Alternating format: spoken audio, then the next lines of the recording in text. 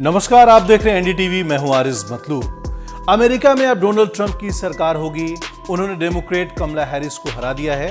अब सवाल है कि रूस यूक्रेन जंग का क्या होगा। अब यूक्रेन के ज़ेलेंस्की का क्या होगा। दरअसल डोनाल्ड ट्रंप ने जीत के बाद दिए अपने पहले भाषण में साफ तौर पर ऐलान किया है कि अब कोई जंग नहीं होगा। उन्होंने कहा कि जब मैं राष्ट्रपति था तो 4 साल तक कोई युद्ध नहीं हुआ था।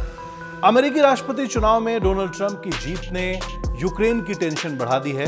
माना जा रहा है कि ट्रंप दोबारा सत्ता में वापसी करने के साथ ही यूक्रेन को मिलने वाली अमेरिकी मदद में बड़ी कटौती कर सकते हैं। अगर ऐसा होता है तो यह पुतिन की सेना का सामना कर रहे कीव के लिए बहुत बड़ा झटका होगा। ट्रंप बार बार दोहराते रहे हैं कि अमेरिका को किसी भी तरह से युद्ध में शामिल नहीं होना चाहिए।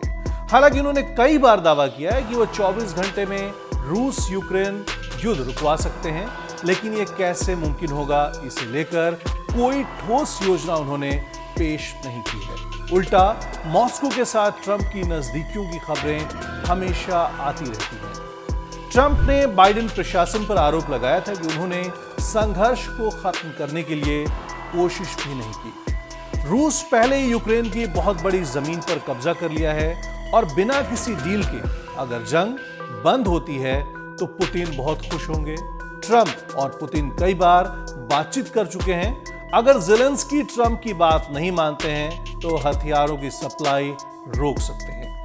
अमेरिका यूक्रेन की आर्थिक मदद भी करता है।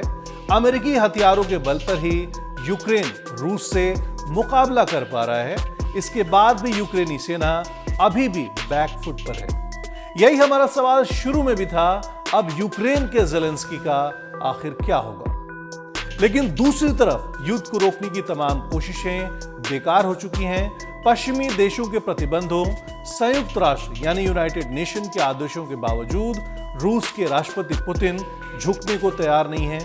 वहीं यूक्रेन के राष्ट्रपति ज़ेलेंस्की भी पीछे हटने के मूड में नहीं है। यूक्रेन इस युद्ध में भले ही कमजोर नजर आए, लेकिन बीते 2.5 सालों में उसकी ओर से रूस को मुंहतोड़ जवाब देने में कोई कमी नहीं की गई है।